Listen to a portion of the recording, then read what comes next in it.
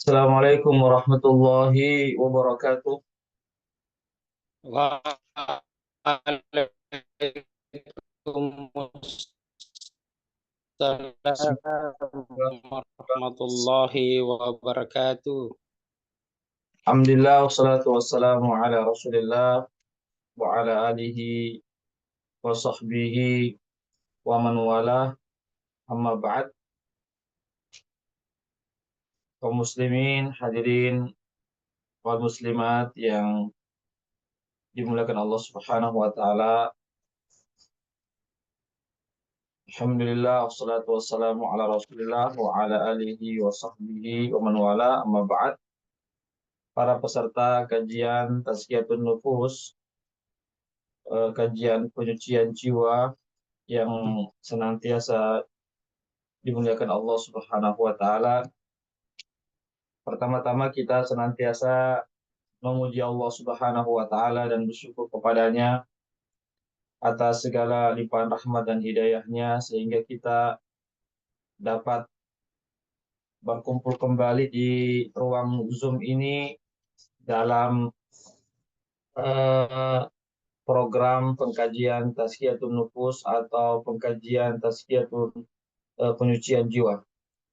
Salawat dan salam senantiasa tercurahkan kepada junjungan kita Nabiullah Muhammad Sallallahu Alaihi Wasallam beserta keluarga dan para sahabatnya, para pengikutnya yang tetap setia berpegang teguh kepada sunnah-sunnah beliau dan para sahabatnya hingga hari kiamat kelak. Amin ya rabbal alamin.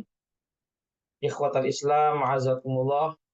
Insyaallah pada pagi menjelang siang hari ini kami akan melanjutkan pembahasan tentang tazkiyatun nufus pada pasal tentang ilmu yang eh, berhubungan atau berkaitan atau muamalah seseorang hamba kepada Allah Subhanahu wa taala. Ya, yang mana kami mengkaji satu kitab dari kitab Mukhtasar Minhajul Qasidin yang ditulis oleh salah seorang ulama besar yang hidup pada abad ke-6 Hijriah yang bernama Al-Imam Muwafaquddin Abu Muhammad Abdullah bin Ahmad bin Muhammad Ibnu Qudamah Al-Maqdisi rahimahullahu taala. Pada pasal ini atau pada bab ini yaitu ilmu tentang bagaimana kita bermuamalah berinteraksi dengan Allah Subhanahu wa taala, yaitu beliau menyebutkan yaitu ada beberapa istilah-istilah yang telah berubah dari apa yang diinginkan oleh para salafus soleh. Ya, istilah-istilah tersebut kami sudah menyebutkan satu dari istilah tersebut yaitu tentang al-fikih. Ini sudah kami sebutkan pada pertemuan yang lalu. Ya, bahwasanya istilah fikih ini telah terjadi perubahan makna, ya, yang mana eh, istilah fikih di zaman sekarang berbeda dengan istilah fikih di zaman para as-salafus soleh. Ya, itu sudah kami jelaskan pada pertemuan di pekan yang lalu. Sekarang yang kedua, istilah yang kedua yang juga terjadi perubahan makna, ya, yaitu tentang ilmu,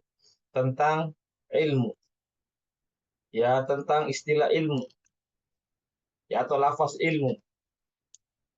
Tentang masalah ilmu, ya, tentang istilah ilmu atau terminologi ilmu, itu di zaman salafus soleh, sebagaimana disebutkan dalam kitab ini, yaitu yang dimaksud adalah ilmu tentang Allah, ilmu tentang Allah dan ilmu tentang ayat-ayat Allah Subhanahu wa taala. Yang dimaksud dengan ayat-ayat Allah Subhanahu wa taala yaitu tentang nikmat-nikmat Allah Subhanahu wa taala dan perbuatan-perbuatan Allah Subhanahu wa taala terhadap hamba-hambanya. Itulah terminologi atau istilah ilmu atau lafaz ilmu menurut para atau perspektif pandangan para ulama as-salafus soleh. Ya, para ulama salafu as-soleh tentang apa itu ilmu.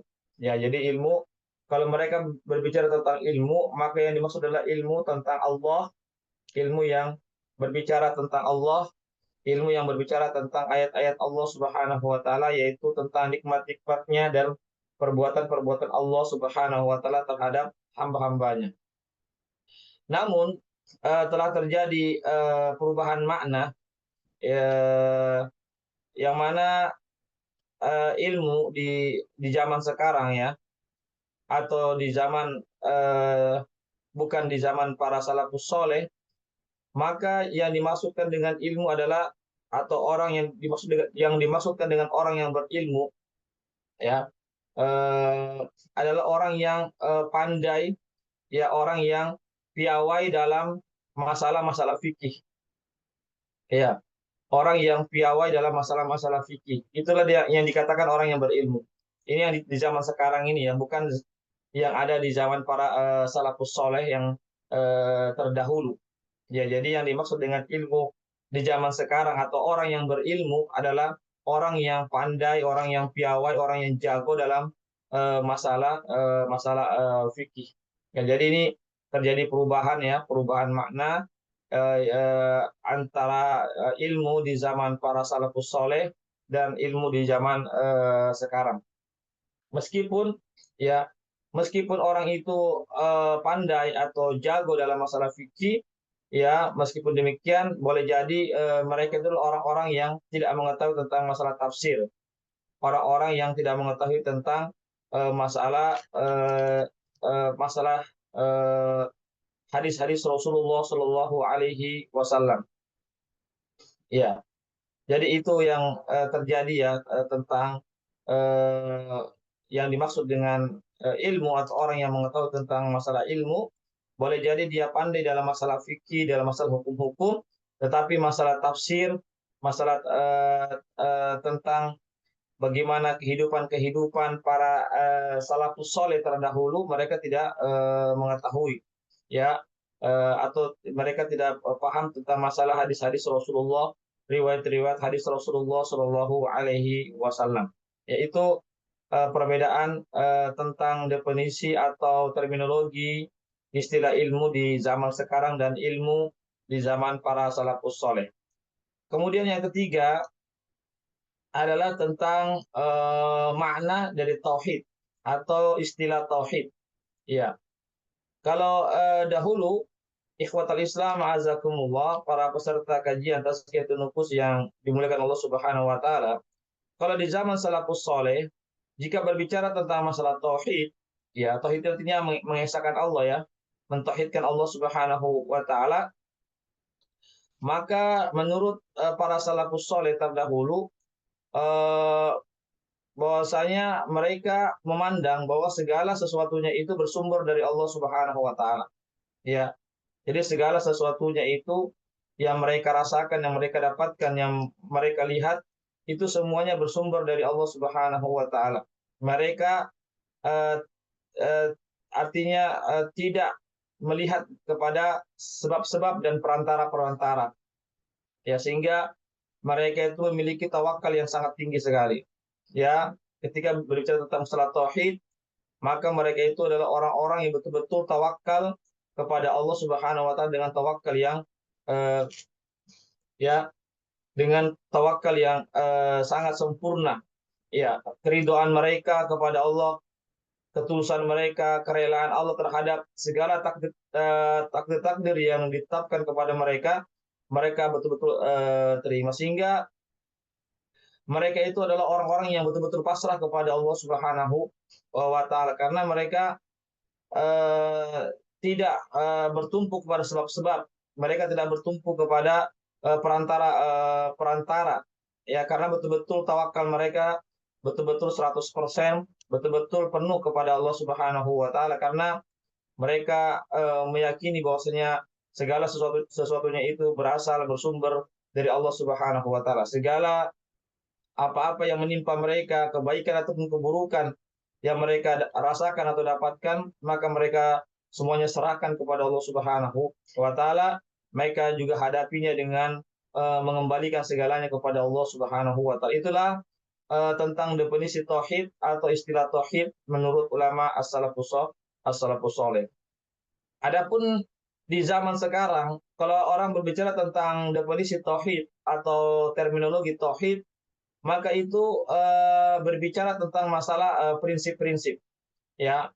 Maka berbicara tentang masalah prinsip-prinsip, yaitu apa? Seperti misalnya masalah prinsip-prinsip dalam agama, ya, prinsip-prinsip dalam agama, yaitu seperti misalnya rukun iman, ya, rukun Islam, ya, itu namanya prinsip-prinsip dalam agama. Rukun iman yang 6, beriman kepada Allah, beriman kepada hari akhirat dan seterusnya, beriman kepada kitab-kitabnya, beriman kepada para rasulnya, beriman kepada hari akhirat, beriman kepada qadar dan qadar, itu adalah masalah-masalah prinsip. Iya, itu yang ada di zaman sekarang tentang masalah tauhid. Ya, adapun di zaman dahulu istilah tauhid dulu artinya mereka betul-betul apa namanya, mengaplikasikan dalam kehidupannya bahwasanya segala sesuatunya itu adalah milik Allah Subhanahu wa taala, Allah yang mengatur segala-galanya, dan tatkala mereka mendapatkan suatu musibah atau apa, maka mereka tidak betul-betul mempasrahkan diri kepada Allah Subhanahu wa taala. Ya, karena mereka yakin bahwasanya semuanya ditakdirkan oleh Allah Subhanahu wa taala. Ya. Kemudian tentang definisi yang berikutnya, yang keempat atau istilah yang keempat, yaitu tentang zikir, tentang masalah zikir. Iya, sebagaimana firman Allah Subhanahu wa taala, "Wa dzakir fa inna dzikra tanfa'ul mu'minin." Berikanlah peringatan, sesungguhnya peringatan itu bermanfaat bagi orang-orang yang beriman. Dalam surah Az-Zariyat ya ayat 55. Begitu juga dalam hadis Rasulullah Shallallahu Alaihi Wasallam, "Idza marartum biriyadul jannah farta'u." Apabila kalian melewati taman-taman surga, maka hendaklah kalian singgah di taman-taman tersebut. Maka para sahabat mengatakan, "Wama riyadul jannah ya Rasulullah?" Apa itu taman-taman surga? Nabi bersabda, "Majalisul dzikr," yaitu majelis zikir. Majelis zikir ini hadis sahih, hadis hasan, atau hadis yang diterima, ya, yang diriwayatkan oleh Imam Tirmidzi. Ya, jadi zikir, ya, atau peringatan-peringatan, ya, atau wejangan-wejangan, ya, di zaman terdahulu atau di zaman para salafus soleh adalah majelis majelis zikir, majelis zikir. Di situ adalah ada majelis ilmu, di situ adalah majelis orang yang berzikir kepada Allah Subhanahu wa taala. Ya, adapun sekarang yang disebut dengan majelis zikir, ya, adalah majelis yang berisi tentang kisah-kisah, ya, tentang kisah kisah, ya, mengisahkan tentang kisah-kisah orang-orang yang terjadi, orang-orang yang terdahulu, ya, meskipun boleh jadi kisah-kisahnya itu belum tentu kesohihannya benar adanya, ya, jadi ada terjadi perbedaan, ya, pandangan tentang majelis zikir dengan yang ada di zaman dahulu dengan majelis zikir yang ada di zaman sekarang ini. Ya, majelis zikir yang ada sekarang ini adalah majelis yang berbicara tentang kisah-kisah, ya, riwayat-riwayat, ya, atau semacam apa namanya, eh, atau cerita-cerita orang-orang terdahulu, ya, orang-orang terdahulu. Jadi sekali lagi, boleh jadi kisah-kisah orang-orang terdahulu bisa saja artinya periwayatannya itu belum belum tentu benar adanya, ya, belum tentu benar adanya, ya. Seperti contoh misalnya di sini ya tentang ada cerita-cerita yang tidak ya yang barangkali tidak dibenarkan ya, atau tentang kisah-kisah nabi terdahulu ya, tentang apa namanya, bahwasanya Nabi Yakub atau Nabi Daud misalnya, di sini disebutkan ya, pernah memerangi Jahaza Uriyah hatta kutil, ya pernah memerangi ya Jahaza Uriyah hatta kutila, sampai dia sampai memerangi Uria. Ya, ini artinya kisah-kisah terdahulu ya, yang kita tentang belum apanya kebenarannya itu ya sangat sulit untuk dibenarkan, kecuali betul-betul ada hadis dari Rasulullah Shallallahu Alaihi Wasallam ya, kecuali ada hadis-hadis yang valid dari Rasulullah Shallallahu Alaihi Wasallam, maka itu bisa dibenarkan. Tapi kalau kisah-kisah tentang Israiliyat, ya kisah Israiliyat, ya kisah-kisah yang dihikayatkan oleh Bani Israel, ini eh, yang perlu kita waspada. Jangan sampai kita terima begitu saja tanpa kita melihat bagaimana hadis-hadis Rasulullah Shallallahu Alaihi Wasallam. Iya. Kemudian ikhwatal Islam azakumullah ya. Eh, jadi di sini sekali lagi ya, tentang yang definisi yang keempat ini ya, atau tentang istilah yang keempat ini, yaitu tentang apa namanya, istilah zikir atau istilah apa namanya, ujangan-ujangan, itu terjadi perbedaan pandangan di zaman dahulu dan di zaman sekarang. Iya. Tapi sekali lagi tentang cerita-cerita tentang ulama-ulama terdahulu, para nabi-nabi terdahulu, ya tentu sekali lagi bukan perkara-perkara yang terlarang selama hal-hal itu betul-betul diriwayatkan dalam riwayat yang valid. Ya, tapi kalau ada kisah-kisah yang merendahkan para nabi misalnya, ya, kalau ada kisah-kisah yang merendahkan para nabi, tentu maka ini tidak dibenarkan. Ya, kenapa? Karena para nabi Allah Subhanahu wa taala adalah orang-orang yang pilihan Allah Subhanahu wa taala. Jadi sekali lagi kita harus betul-betul memastikan tentang riwayat tersebut. Ya. Jadi pada poin ini hanya disampaikan saja tentang perbedaan pandangan ya tentang masalah zikir. Kalau di zaman dahulu zikir itu adalah betul-betul orang-orang yang menimba ilmu, orang-orang yang artinya orang-orang yang mau belajar ya tentang Al-Quran dan Sunnah Rasulullah Shallallahu Alaihi Wasallam, orang-orang yang mau bertakarub kepada Allah Subhanahu Wa Taala. Sedangkan tentang ilmu atau majelis zikir yang sekarang ini tentang kisah-kisah, ya tentang riwayat-riwayat, cerita-cerita, bahkan ada juga terkadang cerita-cerita yang artinya yang tidak layak untuk disampaikan tatkala cerita itu bersumber dari bukan dari Rasulullah SAW, namun bersumber dari kisah-kisah Israiliyat yang kita harus waspada tentang kebenarannya, tentang kebenarannya. Kemudian yang terakhir, ikhwatal Islam azakumullah, tentang istilah ya, atau istilah yang kelima itu tentang hikmah. Iya, hikmah. Ya. Jadi istilah hikmah, ya hikmah atau al-hakim, orang yang bijak, ya hikmah, orangnya yang memiliki hikmah adalah orang yang dikatakan al-hakim, orang yang bijak. Orang yang bijak atau orang yang memiliki hikmah, maka menurut ulama terdahulu, ya as-salafus saleh adalah orang yang berilmu dan orang yang mengamalkan ilmunya. Itulah orang yang bijak.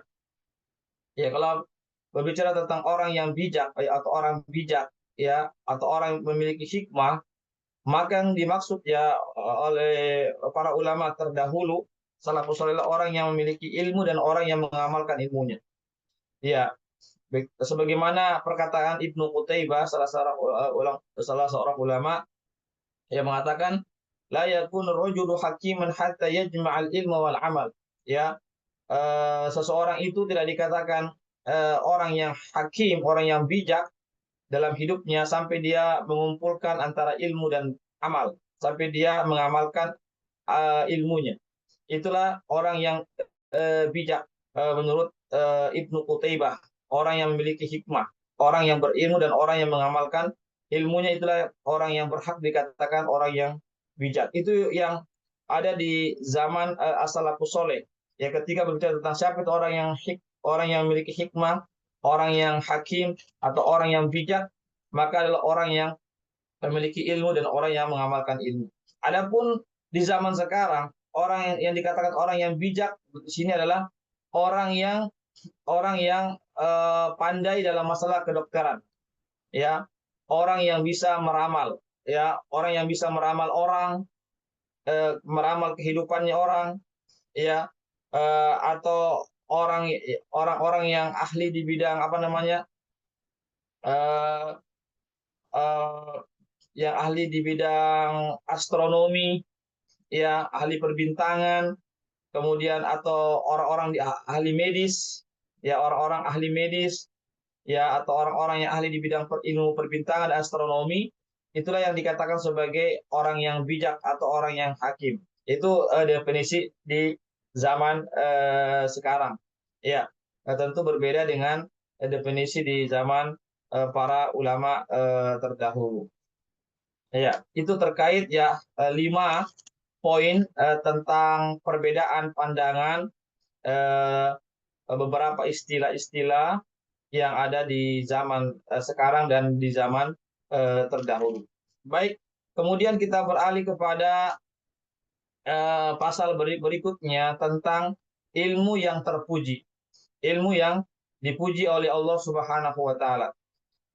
Di sini dikatakan oleh penulis buku ini, beliau mengatakan wa'lam anna al-ulum al-mahmuda tanqasimu ila qismain. Ketahuilah bahwasanya ilmu yang terpuji atau ilmu yang dipuji oleh Allah Subhanahu wa taala itu terbagi menjadi 2. Iya. Pertama adalah ilmu yang ilmu yang sangat terpuji, ya, yang sangat terpuji, ya. Ilmu yang sangat terpuji, ya. Seperti apa itu ilmu yang sangat terpuji? Ya, yaitu ilmu tentang Allah Subhanahu wa taala.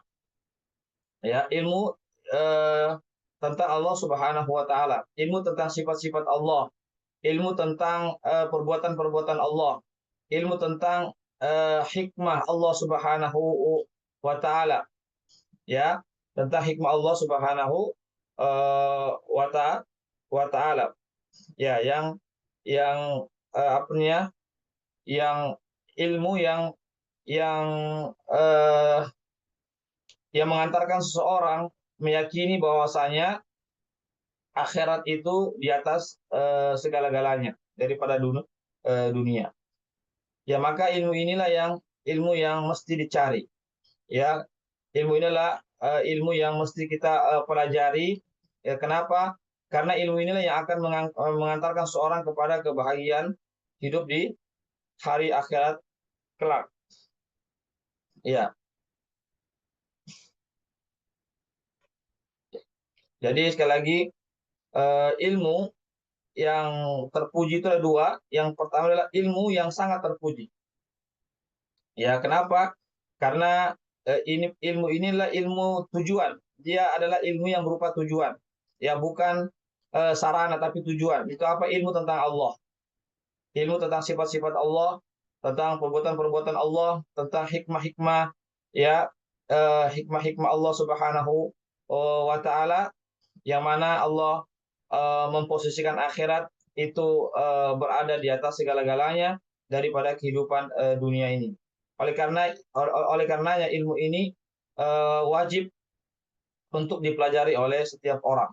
Wajib untuk orang mengetahuinya, ya mencarinya. Karena apa? Karena ilmu ini yang dapat mengantarkan seorang kepada kebahagiaan hidup di hari akhirat. Ya, jadi ilmu ini ibarat lautan ya yang tidak bertepi, ya, yang tidak bertepi, ya. Ilmu tentang Allah, tentang sifat-sifat adalah ilmu, ibaratnya ilmu tersebut seperti lautan yang tidak bertepi. Sedangkan yang kedua adalah ilmu, ya, ilmu yang terpuji juga, ya, tetapi dia masuk dalam ilmu yang tidak wajib semua orang mempelajarinya, ya, ilmu yang tidak wajib bagi semua orang mempelajarinya, sebagaimana yang sudah kita sebutkan, yang disebut dengan ilmu fardu kifayah. Fardu kifayah, tidak semua orang wajib mempelajari ilmu tersebut, ya. Tentang masalah, contoh misalnya tentang masalah sejarah-sejarah, ya, ya, itu tidak semua orang eh, wajib mempelajari ilmu tersebut, ya. Tidak semua orang wajib mempelajari ilmu tersebut, ya. Misalnya ilmu tentang kedokteran, ya, ilmu tentang pertanian, ya, itu semua eh, ilmu yang eh, artinya, ya, yang terpuji juga, tapi dia masuk dalam perkara-perkara yang tidak wajib untuk dipelajari oleh setiap orang, ya. Jadi di sini disebutkan maka hendaklah kita menjadi seseorang yang eh, baik dia sibuk terhadap dirinya, ya, ya, artinya sibuk terhadap diri kita, dan itu kita menyibukkan dengan mempelajari itu ilmu, ya, mempelajari ilmu, yaitu mempelajari ilmu-ilmu tentang Allah, tentang sifat-sifatnya, perbuatan-perbuatannya, ya, tentang hikmah-hikmahnya, ya. Kita mesti menjadi orang yang menyibukkan diri untuk belajar.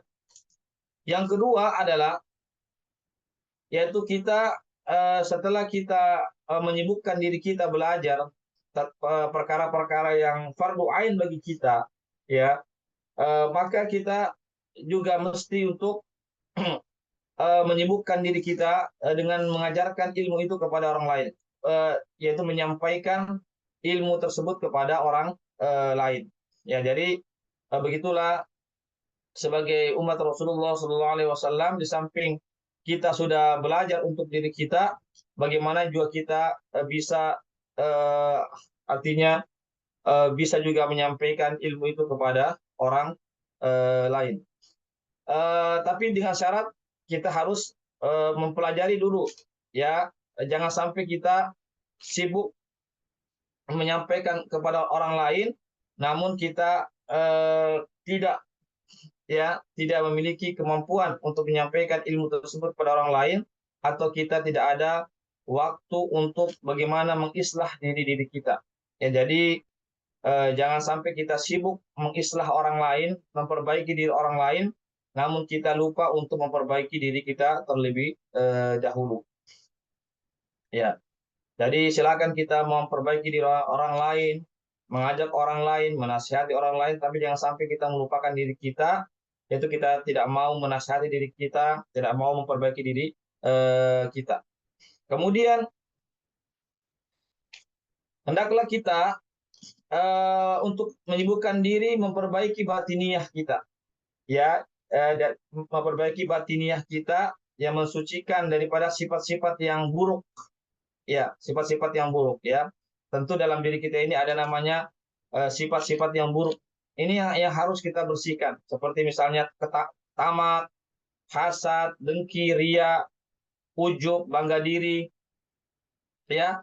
Maka kita harus bersihkan ini, ya, di dalam jiwa-jiwa kita, dalam hati-hati kita ini, sifat-sifat yang buruk ini, ya, sifat-sifat tamak, ya, serakah, hasad, dengki, ria, ya, ingin dilihat orang, ujub, sombong, dan seterusnya, sebelum kita memperbaiki daripada lahiriah kita, ya sebelum kita memperbaiki daripada lahiriah kita. Ya, artinya adalah jangan sampai kita lebih sibuk memperhatikan lahiriah daripada batiniah kita. Lahiriah penting, misalnya menjaga kesehatan, menjaga keindahan tubuh kita, ya kita berolahraga misalnya, ya misalnya kita menjaga pola makan dan seterusnya, itu juga perkara yang mesti kita lakukan untuk kesehatan tubuh. Tetapi jangan sampai kita lebih mendahulukan perkara-perkara itu daripada perkara-perkara batiniah kita. Ya, jangan sampai batiniah kita, batin kita, jiwa kita, ruh kita ini rusak, bobrok, ya jelek. Artinya jangan sampai kita memiliki fisik yang bagus, penampilan yang bagus, wajah yang bagus, ya tubuh yang sehat, tetapi hati kita sakit, jiwa kita sakit, ruh kita sakit. Karena apa? Karena tadi itu ada penyakit-penyakit dalam jiwa kita, yaitu apa tadi saya sampaikan, yaitu kesombongan, itu penyakit hati, hasad, iri dengki, serakah, tamak, kemudian bangga diri, ya, dan seterusnya, ria. Ini adalah penyakit-penyakit hati, penyakit-penyakit batiniah yang tidak kelihatan, tetapi bisa dirasakan bahwasanya seorang itu terkena penyakit-penyakit batiniah hati yang harus segera diperbaiki ini. Ya, setelah kita sudah memperbaiki hal-hal yang bersifat batiniah yang tidak nampak oleh panca indera kita, maka setelah itu kita memperbaiki daripada lahiriah kita, ya lahiriah kita, ya artinya bagaimana kita menjaga kesehatan kita, menjaga daripada keindahan tubuh kita dan seterusnya, tentang rumah kita, kita bagaimana rawat rumah kita, apa-apa yang kita miliki, itu boleh-boleh saja. Itu ya itu perkara-perkara yang juga artinya mesti juga dilakukan, ya. Tapi sekali lagi dalam buku ini disebutkan kita harus lebih mendahulukan memperbaiki batiniah dulu daripada memperbaiki daripada lahiriah kita. Ya. Kemudian setelah itu, setelah kita sudah tadi bagaimana kita belajar ilmu agar kita mengenal Allah, ya agar kita eh, apa tadi mengetahui sifat-sifat Allah, ya mengetahui perbuatan-perbuatan Allah Subhanahu wa taala, mengetahui tentang bagaimana hikmah Allah yang mana Allah lebih mendahulukan bahwasanya kehidupan akhirat adalah segala-galanya dibandingkan kehidupan dunia yang sementara. Maka setelah itu kita berpindah kepada perkara-perkara yang bersifatnya fardu kifayah. Ya, maka kita berpindah kepada perkara-perkara yang sifatnya fardu kifayah, artinya mempelajari hal-hal yang bersifat fardu kifayah. Ya, fardu kifayah itu sebagaimana yang saya sebutkan pada pertemuan-pertemuan sebelumnya, yaitu adalah apabila ada sebagian orang yang mempelajarinya, maka sebagian yang lainnya bebas daripada tanggung jawab dan kewajiban untuk mempelajarinya. Yang penting sudah ada sebagiannya. Ya, yang penting sudah ada sebagian yang mempelajarinya. Ya, contoh misalnya tentang ilmu hitung. Ilmu hitung itu kalau sudah ada orang sebagian yang belajar tentang ilmu hitung, maka sebagian yang lainnya itu sudah bebas tanggung jawab. Ya, tidak mesti semua orang mengetahui tentang ilmu hitung itu. Ya, yang penting ada sebagian orang di negeri itu yang tahu menghitung, khususnya bagaimana dia bisa menghitung tentang harta-harta warisan, wasiat dan hal-hal yang berkaitan dengan masalah agama. Ya, jadi itu. Jadi sekali lagi dahulukan dulu ilmu-ilmu yang fardu ain, yang tadi itu yang sebagaimana yang saya sampaikan tentang bagaimana kita mengetahui tentang Allah, mengetahui tentang sifat-sifat Allah, ya kewajiban-kewajiban yang Allah bebankan kepada kita, ya yang berkaitan dengan Allah Subhanahu wa taala. Lalu kita sibukkan diri kita dengan ilmu-ilmu fardu kifayah. Fardu kifayah sebagaimana yang saya sebutkan tadi. Hanya saja yang terjadi adalah eh, kebanyakan orang lebih mementingkan fardu kifayah daripada perkara-perkara yang fardu ain ini. Ya, fardu kifayah dia banyak mempelajarinya, menghabiskan waktunya, dengan begitu banyak waktunya terbuang untuk mempelajari fardu kifayah, sedangkan fardu ain ini dia tinggalkan. Iya, mempelajari bagaimana dia mengenal Allah, ya, bagaimana dia mengetahui sifat-sifat Allah dan yang seterusnya itu yang dia tinggalkan. Itulah fenomena yang terjadi di kehidupan dunia ini. Ya. Kemudian di sini disebutkan bahwasanya orang yang apa namanya, orang yang menghabiskan waktunya ya untuk bagaimana dia memperbaiki orang lain, ya, memperbaiki orang lain, ya, namun dia tidak memperbaiki dirinya, ya, dia mempelajari ini, mempelajari itu agar dia bisa memberikan manfaat kepada orang lain, ya, tetapi dia tidak memperhatikan dirinya, bahwasanya ada perkara-perkara yang dia mesti pelajari, yang mesti dia harus miliki. Itu tadi ya fardu ain itu fardu ain itu yang harus dia kasih permantap dalam dirinya. Jangan sampai dia hanya sibuk mempelajari fardu-fardu yang kifayah tadi itu. Ya, dengan tujuan itu tadi, dengan tujuan dia ingin memperbaiki orang lain untuk memberikan manfaat kepada orang lain, tetapi tentang dirinya dia lupakan. Ini adalah satu kebodohan. Sebagaimana disebutkan dalam buku inilah ini satu kebodohan. Ya, artinya dia mau menerangi orang lain, tetapi dia membakar dirinya, membakar dirinya. Ya, di sini sebagai contoh misalnya, ya sebagai perumpamaan, misalnya ada kalajengking ya yang masuk ke dalam bajunya, ya ada kalajengking yang masuk ke bajunya, namun dia sibuk artinya menghalau lalat-lalat yang datang kepadanya, ya, atau lalat-lalat dari orang lain, ya. Anggaplah misalnya orang lain itu dikerumuni lalat, ya, maka dia usir itu lalat-lalat agar lalat-lalat itu tidak, atau serangga-serangga itu tidak mengganggu orang lain. Tetapi ada kalajengking yang masuk ke dalam tubuhnya, yang masuk ke dalam pakaiannya, bajunya, ya. Begitulah perumpamaan dengan orang yang tadi itu, orang yang sibuk memberikan manfaat kepada orang lain, orang yang sibuk menasihati orang lain, atau orang yang sibuk misalnya mempelajari fardu-fardu kifayah dengan alasan dia mau memberikan manfaat seluas-luasnya kepada orang lain yang bersifat fardu kifayah, padahal fardu ain itu dia tinggalkan.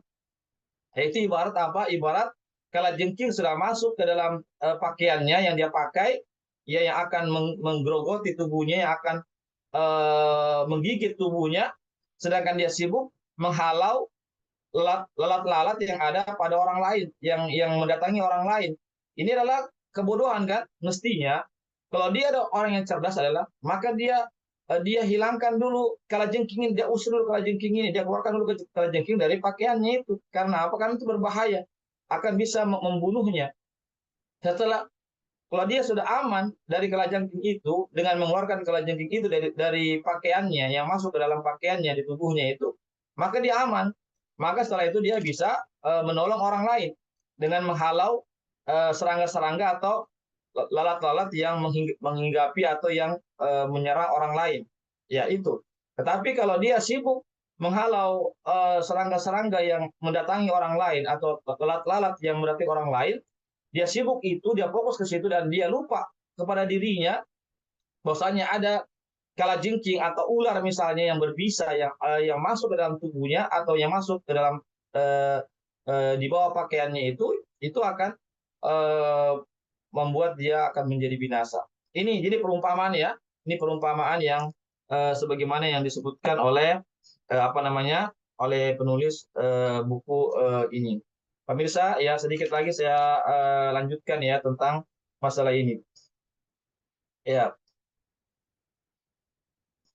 jadi sekali lagi sibukkan dulu diri kita ya menurut penulis buku ini, sibukkan dulu kita pada perkara-perkara yang fardu ain.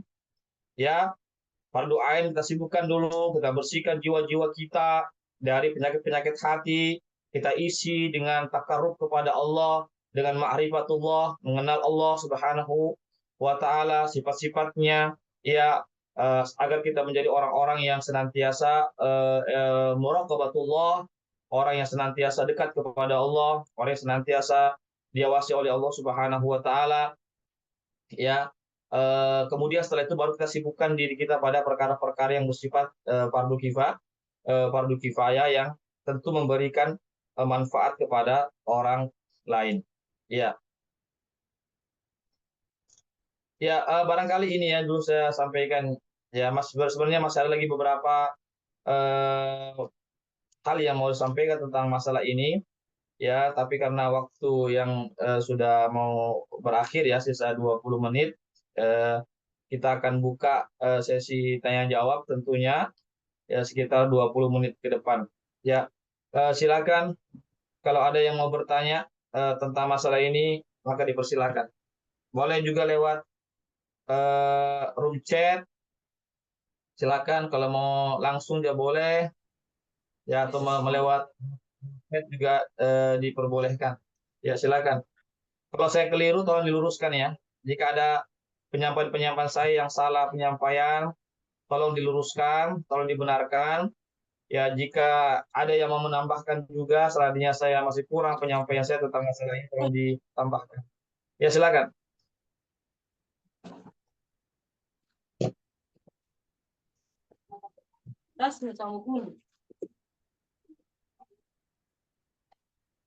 Ya, silakan kalau ada bertanya.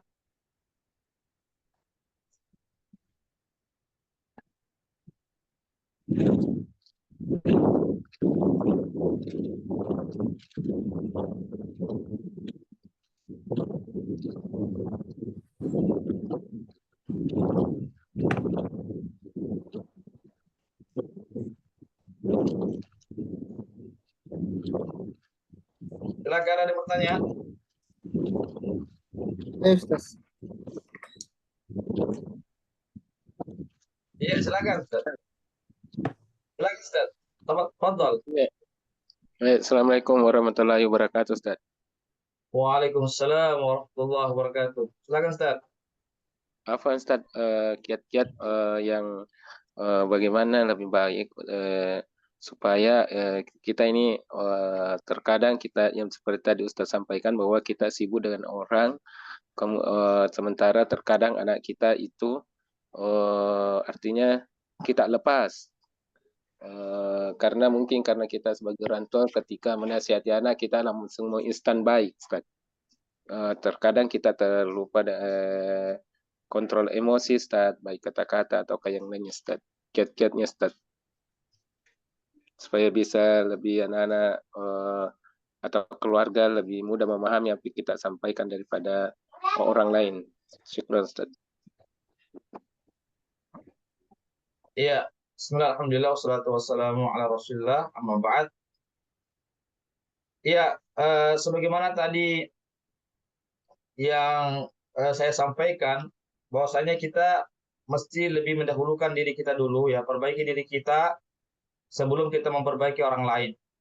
Ya, jangan sampai tadi diumpamakan oleh penulis buku ini, jangan sampai ada kalajengking yang masuk ke yang menyelinap ya ke pakaian kita yang kita pakai.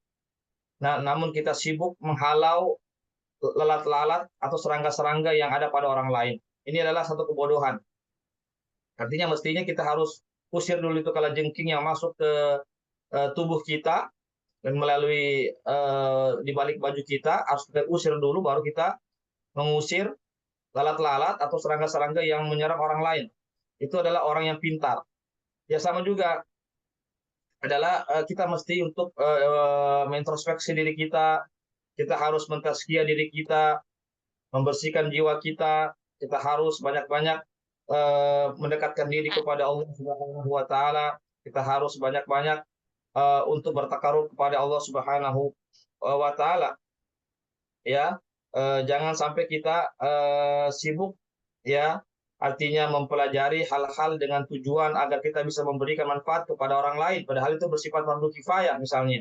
Padahal itu bersifat fardu kifayah. Padahal fardu ain itu kita sepelehkan. Ya, termasuk kepada anak-anak kita. Karena anak-anak kita merupakan tanggung jawab kita. Orang tua akan ditanya oleh Allah Subhanahu wa taala nanti pada hari akhirat. Oleh karenanya Allah Subhanahu wa taala berfirman dalam Al-Qur'an, "Ya ayyuhalladzina amanu qu wa ahlikum nara." Wahai orang-orang, jagalah dirimu dan keluargamu dari api neraka. Jadi istri kita, orang tua kita atau anak-anak kita, ya istri, khususnya istri dan anak-anak kita, tatkala kita sudah menjadi suami, menjadi kepala keluarga, kita bertanggung jawab terhadap istri dan anak-anak kita. Itu kita akan ditanya oleh Allah Subhanahu wa taala. Ya, itu yang pertama kali Allah akan tanya kita. Allah tidak tanya dulu bagaimana tetanggamu, kenapa sipulan-sipulan, kenapa orang lain. Allah tidak akan tanya. Allah akan tanya itu tentang keluarga dulu. Allah tanya, sudahkah kita betul-betul memberikan perhatian kita kepada keluarga kita? Tentu terhadap diri kita dulu akan ditanya oleh Allah. Sudahkah kita betul-betul mempelajari hal-hal yang bersifat fardu ain, yaitu hubungan interaksi kita kepada Allah Subhanahu wa taala. Ya. Kemudian kita akan ditanya tentang keluarga kita, ya, tentang keluarga kita, tentang kita, tentang anak-anak kita. Oleh karenanya kita harus memberikan perhatian besar kepada mereka dengan cara mendidik mereka, mengajarkan mereka, adab-adab kepada mereka, perkara-perkara agama kita ajarkan, tentu dengan cara-cara yang baik, dengan cara-cara yang baik, sebagaimana hadis Rasulullah SAW, khairukum, ya, ana khairukum, ya, saya, kata Nabi, adalah saya adalah orang yang terbaik di antara kalian, ya, dan sebaik-baik, kata Nabi, adalah orang yang paling baik terhadap keluarganya. Ya, jadi bukan orang orang yang paling baik adalah orang yang paling baik kepada orang lain, tidak. Ya, kata Nabi, orang yang paling terbaik adalah orang yang paling baik kepada keluarganya. Artinya adalah jangan sampai kita berbuat baik kepada orang lain, ya, kita lemah lembut kepada orang lain, tetapi terhadap keluarga kita, terhadap anak-anak kita berbuat kasar. Ya, bukan itu yang dikatakan orang yang terbaik menurut Rasulullah SAW. Jadi orang yang terbaik, kata Nabi, adalah orang yang berbuat baik, orang yang terbaik bagi keluarga dan ya, bagi istri dan anak-anaknya. Iya, sebagaimana kita berbuat baik kepada orang lain, maka kita jauh lebih baik lagi berbuat baik kepada keluarga kita. Ya, dengan cara bagaimana kita berinteraksi mereka dengan cara yang baik, menasihati dengan cara yang baik, bukan dengan cara-cara yang kasar, bukan cara-cara yang membuat mereka lari daripada kita. Sebagaimana firman Allah Subhanahu wa taala, "Fabima rahmatin linta lahum wa la kunta faddan ghalidul qalbi dan faddu min haulik." Ya, di dalam Al-Qur'an Allah mengatakan, karena dengan rahmat Allah, ya Muhammad, engkau berlemah lembut kepada umatmu, kepada kaummu. Seandainya engkau berlaku kasar dan berkeras hati, hati yang keras, yang kasar, maka mereka akan lari daripada kamu. Ya, kenapa orang-orang di zaman Nabi itu semakin dekat kepada Nabi, bahkan orang-orang kafir semakin dekat kepada Nabi, karena Nabi itu adalah orang yang berlemah lembut, orang yang memiliki sifat lemah lembut. Oleh karena itu, kalau kita memiliki sifat yang lemah lembut kepada keluarga kita, insya Allah maka kita akan artinya Allah Subhanahu wa taala akan mudahkan anak-anak kita untuk menerima daripada nasihat-nasihat. Tapi bukan berarti lemah lembut itu kita lembek. Jadi beda ya antara lembut dan lembek atau lemah. Lemah lembut itu tutur kata kita yang baik, cara-cara yang baik, yang menyikapi mereka yang baik, menyelesaikan masalah dengan cara yang baik, itu lemah lembut. Lembek itu artinya, kalau lembek atau lemah itu yang tidak memiliki aturan, yang tidak mau bersikap yang benar kepada anak kita, membiarkan kesalahan yang terjadi, tidak mau mengambil tanggung jawab, tidak mau melaksanakan tugas, itulah orang yang lemah. Ya, demikian, Ustaz. Allah a'lam bishawab. Ya, ada yang lain silakan. Masih ada 10 menit, 12 menit ke depan, insyaallah. Iya, betul, Ustaz.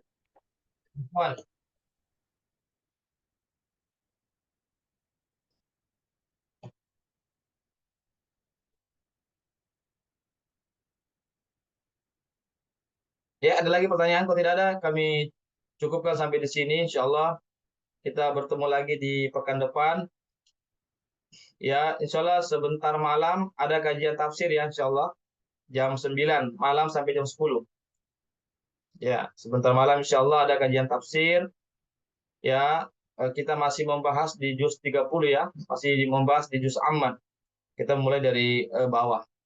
Silakan bagi ikhwah yang punya kesempatan untuk hadir kajian tafsir kami insya Allah di malam malam hari ini ya jam 9 malam sampai jam 10 insya Allah. Baiklah, asatidzah ikhwah sekalian para peserta kajian Tazkiyatun Nufus, jika sudah tidak lagi pertanyaan, maka kami cukupkan sampai di sini. Saya ucapkan jazakumullah khairan katsira kepada ikhwah sekalian para peserta kajian Tazkiyatun Nufus yang sudah hadir pada kegiatan kajian rutin kita ini. Ya, mudah-mudahan kita diberikan keistiqomahan, ya, kekuatan, ya, keikhlasan di dalam mempelajari ilmu Allah Subhanahu wa taala atau agama Allah Subhanahu wa taala atau ilmu syar'i ini, karena ilmu syar'i ini yang akan mengantarkan kita kepada kehidupan yang bahagia di dunia, lebih-lebih di akhirat kelak. Dan juga kami mengucapkan jazakallahu khairan kepada para donatur yang sudah berpartisipasi sehingga dapat terlaksananya kegiatan kita rutin ini. Mudah-mudahan Allah Subhanahu wa taala memberikan kepada mereka rezeki, kemudian usaha mereka dilancarkan oleh Allah Subhanahu wa taala. Semoga mereka senantiasa mendapatkan keberkahan dari Allah Subhanahu wa taala atas apa yang mereka sudah usahakan selama ini. Baiklah, barangkali ini yang bisa kami sampaikan, ya. Yang benarnya datangnya dari Allah saja, yang salah, yang khilaf dari saya pribadi dan kekurangan ilmu saya atau godaan syaitan yang terkutuk, saya mohon ampun kepada Allah, dan saya mohon maaf kepada para peserta kajian Tazkiyatun Nufus pada hari ini. Insya Allah kita bertemu lagi di pekan depan di hari yang sama dalam kajian Tazkiyatun Nufus. Demikianlah, sekali lagi saya ucapkan jazakumullah khairan, dan kami akhiri dengan membaca doa penutup majelis. Subhanakallahumma wa bihamdik, asyhadu an la ilaha illa anta, astaghfiruka wa atubu ilaik. Assalamualaikum warahmatullahi wabarakatuh. Waalaikumsalam warahmatullahi wabarakatuh. warahmatullahi wabarakatuh. Waalaikumsalam warahmatullahi wabarakatuh.